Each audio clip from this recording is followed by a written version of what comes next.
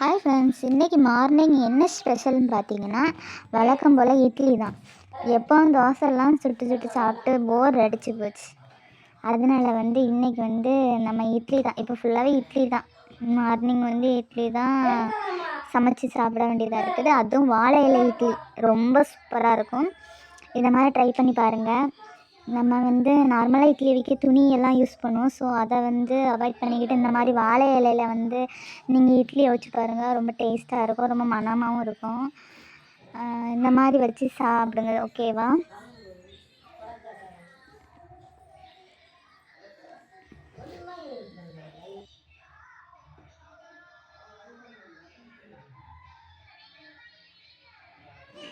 என்னமோ தெரியலை, இட்லி மட்டும் நம்ம எப்படி தான் மாவு ஊற்றினாலும் கரெக்டான ஸ்டேஜுக்கு வரவே வராது. இட்லி ஊற்றும்போது எப்படி இருக்குதோ அதே மாதிரி வெந்து வரும்போது டிஃப்ரெண்ட்டாக இருக்கும், மாடலாக இருக்கும்.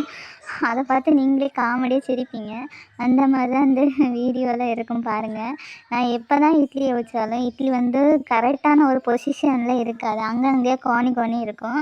ஸோ பாருங்கள், இந்த வீடியோ மறக்காமல் லாஸ்ட் எண்டிங்கில் பாருங்கள். அப்போ தெரியும் இட்லியோட மாடல்லாம் என்னென்ன மாடலெல்லாம் இருக்குன்னு.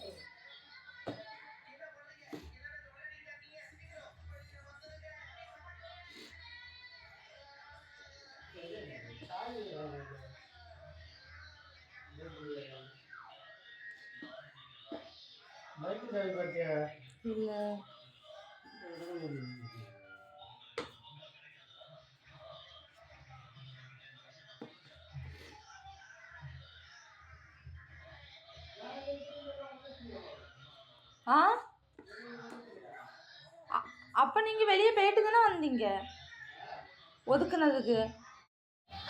இப்போ நம்ம இட்லி மாவு ஊற்றி எல்லாம் ரெடி பண்ணி வச்சாச்சு. நெக்ஸ்ட் என்னென்னு பார்த்தீங்கன்னா தக்காளி சட்னி தான். யாருக்கெல்லாம் மறக்காமல் இட்லிக்கு காம்பினேஷனாட்டு தக்காளி சட்னி ரொம்ப பிடிக்கும்னு மறக்காமல் ஒரு லைக் பண்ணுங்கள். ஏன்னா தக்காளி சட்னி உண்மையாக இட்லிக்கு ரொம்ப டேஸ்ட்டாக இருக்கும். எனக்கு ரொம்ப பிடிக்கும், ஆஷிக்குட்டிக்கு ரொம்ப பிடிக்கும். அதனாலே அந்த தக்காளி சட்னி மிஸ் பண்ண மாட்டேன். ஸோ இட்லிக்கு கண்டிப்பாக தக்காளி சட்னி ரொம்ப ஈஸியாகவும் வைக்கலாம், ஈஸியாக முடிஞ்சிடும், ஒர்க் முடிஞ்சிடும். ஸோ அதுதான். இப்போ இட்லியும் நல்லா சாஃப்டாக அழகாக வெந்துருச்சு.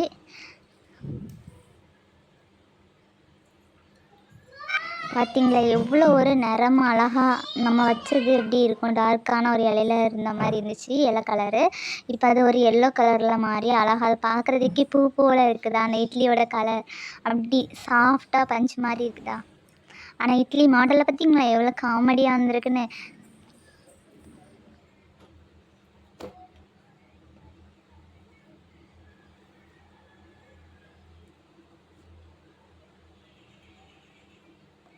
நெக்ஸ்ட்டு இட்லிக்கு சாம்பார் சூடோடி ஊற்றி அப்படி சாப்பிடும்போது டேஸ்ட்டாக இருக்கும், அல்டிமேட்டாக இருக்கும்.